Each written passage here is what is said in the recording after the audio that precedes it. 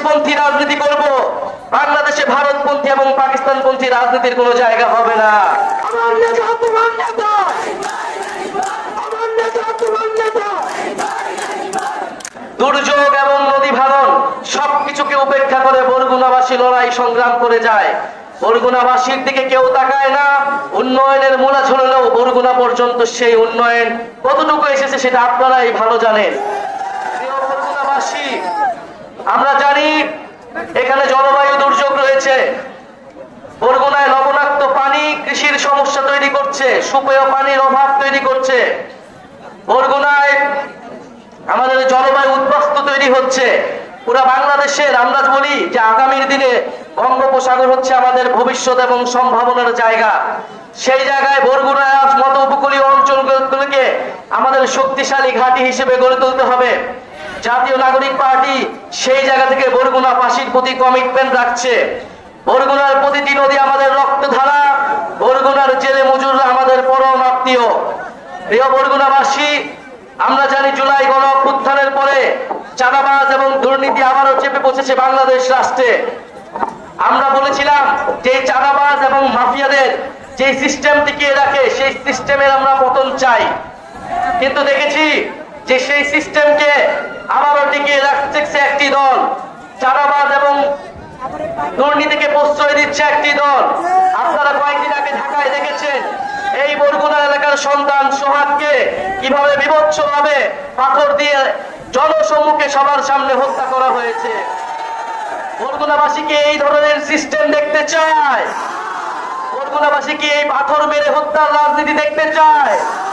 বরগুনাবাসী কি এই চাঁদাবাজির রাজনীতি দেখতে চায়? প্রিয় বরগুনাবাসী, আপনাদের সন্তানকে ঢাকা শহরে এইভাবে মেরে ফেলা হয়েছে, আপনারা তার প্রতিবাদ তৈরি করুন। আপনারা সেই দৃশ্য বাংলাদেশের প্রতিটি মানুষকে দেখান যে কিভাবে গণ অভ্যুত্থানের পরে হাজারো মানুষের রক্তের পরেও এই সরকারের আইন শৃঙ্খলার ব্যর্থতা এবং একটা রাজনৈতিক দলের চাঁদাবাজদের সমর্থন দেওয়ার ফলে আপনাদের সন্তানকে কিভাবে পাথর মেরে হত্যা করা হয়েছে। প্রিয় বরগুনাবাসী, আমরা আপনাদের এলাকার সমস্যা নিয়ে কাজ করতে চাই, পরিবেশ বান্ধব উন্নয়ন করতে চাই।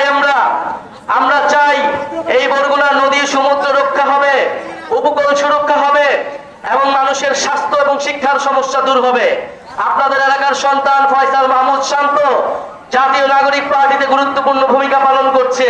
ছাত্র জীবনে ফ্যাসিবাদের বিরুদ্ধে লড়াই করেছে দীর্ঘদিন।